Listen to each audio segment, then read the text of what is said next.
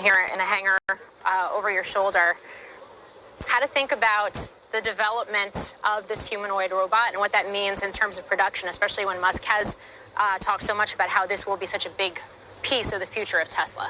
Yeah, it's going to be a huge piece of Tesla, but I think a huge piece in our world as we look into the future. The ability to take menial tasks and things that you don't necessarily want to do and have them offloaded to somebody, a human that can do that. And so we've been designing the robot that really looks at how humans work in the world. This world is designed around humans. And so I think having a robot that can do the things that humans can do can really start to take those menial tasks away and enrich our lives, make our lives better. We get to spend more time doing the things that we love.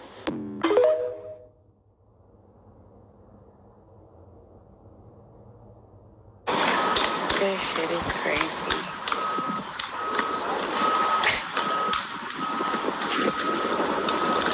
The world is coming to an end. Here? Watch them all start jumping.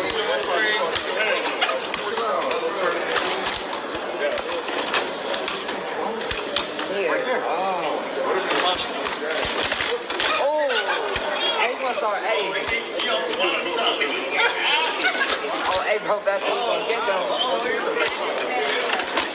That's not like Level foot ain't nothing to play with. Right. 5,000. Exactly. I would have thought it was more than that. Ooh, cuz you keep trying to fight me. Oh, yeah. Hell no. Are you trying to try some jujitsu now? Hey, chill out. I know he's a hey, chill out. Hey, we got hot coffee here. Lightweight, bro. Put a magnet to your head. This thing is crazy.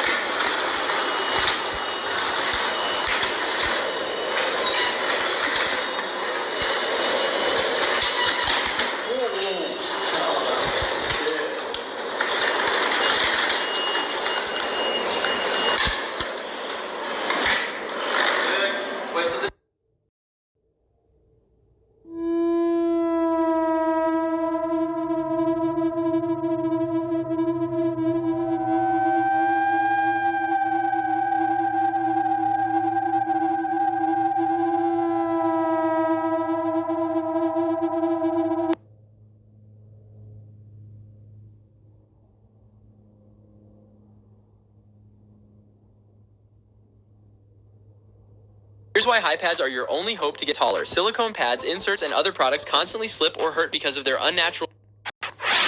Well, it sounds like science fiction, but it's real. A San Francisco startup is building humanoid robots that can work in factories or one day fight America's wars. Some are calling it a step toward a real-life Terminator.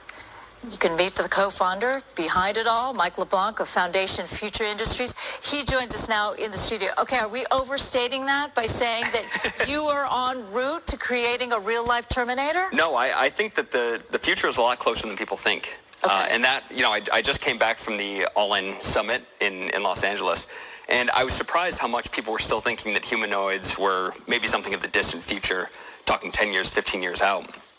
We have a robot out on a manufacturing line at this very minute, working a task fully automated with AI.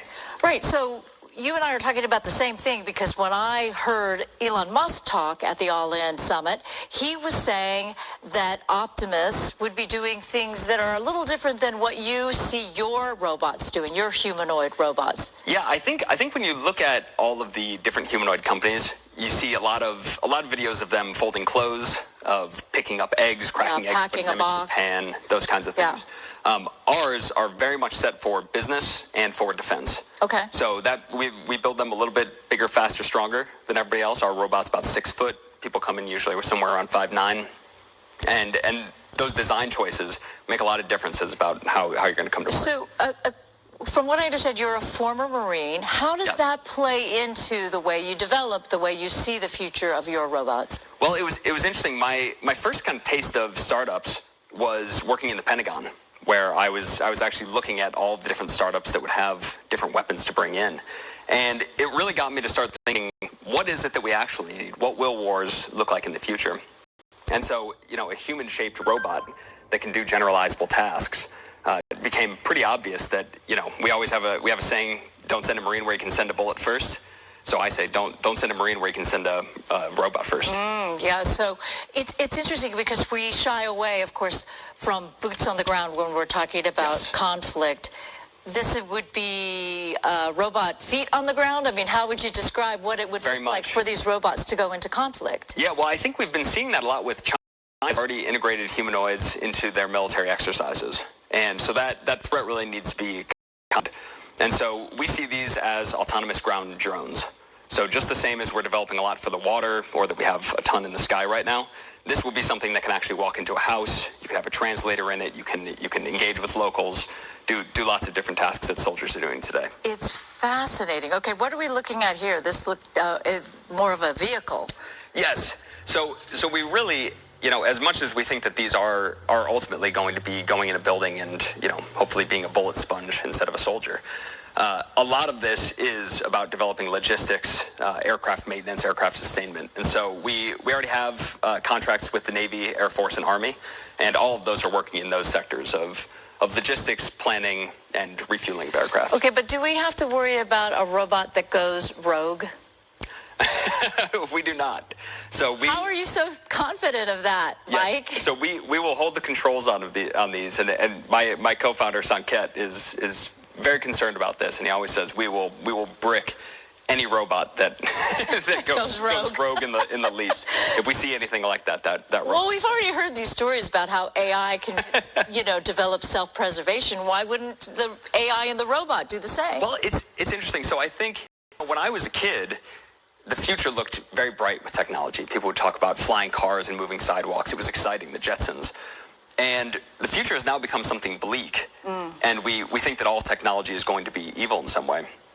But We watched all those movies growing up. Yes. Just saying. And so that's where I think people look to RoboCop and Terminator. Those are great for Hollywood. But these really are protector robots. And for anybody that has been in combat, who has actually put their boots on the ground, they know you would much rather put this robot there. If you can get the right look, if you can do reconnaissance with this robot first, if you could talk to locals through this without putting a Marine or soldier in danger, you absolutely take that. So we already see with local law enforcement, they have small kind of squatty, I don't know if they call them robots. I think so, Yes, robots. yeah. And there's somebody with a control that pushes them into, a house or whatever to get them out, throw a smoke bomb or something like that. Is it much different than that, or can it be more sophisticated, more coordinated? Yeah, I think these will do so much more. And you really do see some very good ones in explosive ordnance. So if I have to go take apart a mine, they can do amazing things with robots on that for that one task. But when you really think about what a soldier has to do in all of the different missions that we have of engaging with the local population, of giving out warning messages, of going inside of buildings, all of these different tasks, the human form is great for all of these. And so the humanoid is really going to unlock all of that. Wow, fascinating. Mike LeBlanc, thank you so much for coming in. Thank you. Appreciate you. All right.